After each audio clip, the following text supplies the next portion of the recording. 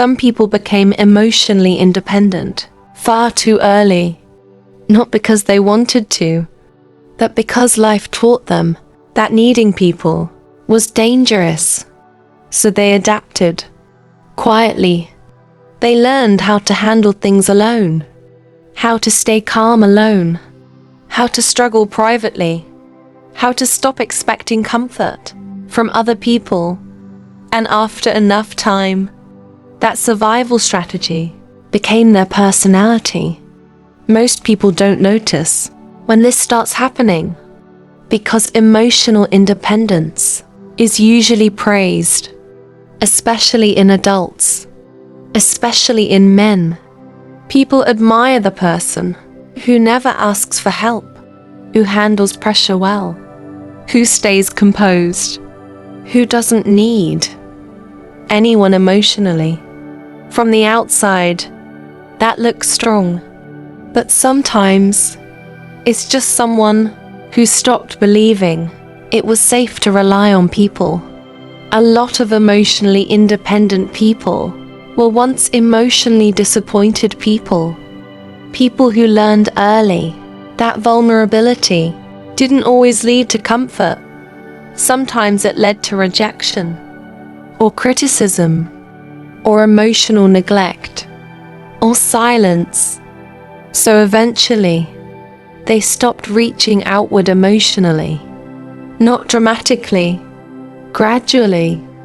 They stopped explaining themselves, stopped asking for reassurance, stopped expecting emotional support.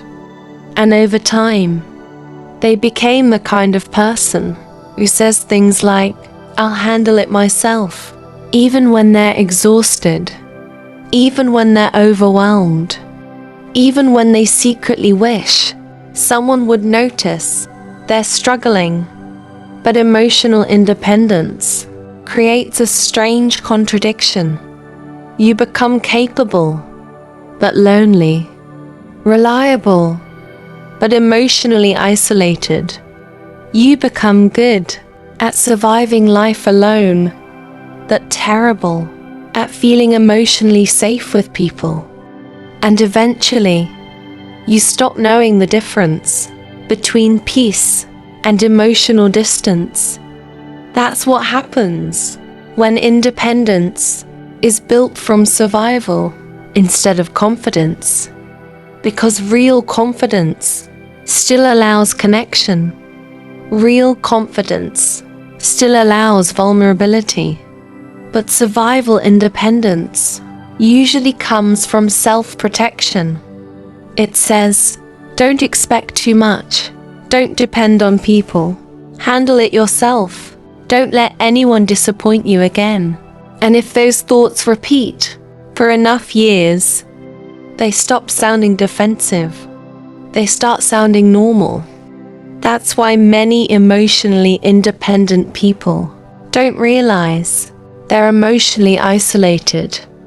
Because isolation became familiar, sometimes even comfortable. Not because loneliness feels good, but because unpredictability feels worse. At least when you rely on yourself, you know what to expect.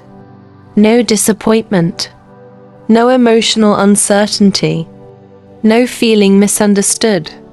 And slowly, your nervous system starts associating independence with emotional safety, even if it's hurting you now. A lot of people who seem emotionally strong are actually emotionally guarded. There's a difference. Strength can stay open. Guarded people stay protected. Guarded people stay careful, measured, controlled. And eventually, they stop expressing themselves naturally. They stop asking for emotional closeness. Not because they don't want it, but because wanting it feels unsafe somehow. That's the difficult part about hyper-independence. Deep down, many emotionally independent people still want connection, still want comfort, still want someone who genuinely understands them. But after years of emotional self-protection, receiving care starts feeling unfamiliar, sometimes even uncomfortable, because emotionally independent people often trust themselves more than they trust closeness.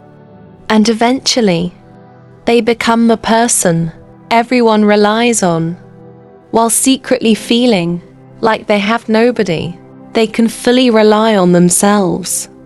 That kind of loneliness is difficult to explain, especially to people who only see your competence, because competence hides struggle well.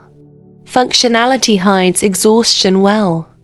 People assume that emotionally independent individuals are fine because they rarely complain, rarely ask for help, rarely fall apart publicly. But silence doesn't always mean peace. Sometimes silence is just emotional survival. A lot of emotionally independent people became low maintenance emotionally because they learned early that their needs might not be handled carefully. So they reduced those needs instead. They became easier, quieter, more emotionally self-contained. And after enough years, they stopped expecting emotional care altogether. That changes people deeply, because humans are not designed to carry everything alone emotionally. Even strong people need emotional safety sometimes. Even capable people need softness sometimes. Even independent people need to feel understood sometimes. But many emotionally independent adults never fully learned how to receive support safely.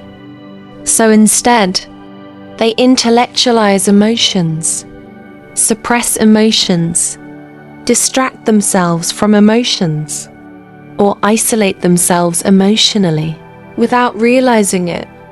And eventually, they begin feeling disconnected from people in general. Conversations feel surface level. Relationships feel emotionally distant.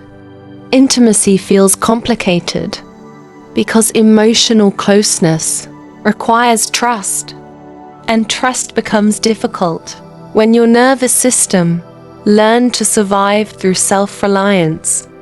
That's why emotionally independent people often feel exhausted in relationships, not because they don't care, but because emotional openness requires vulnerability, and vulnerability still feels dangerous internally. Even years later, even when life is safer now, a lot of emotionally independent people don't know how to relax emotionally around other people anymore.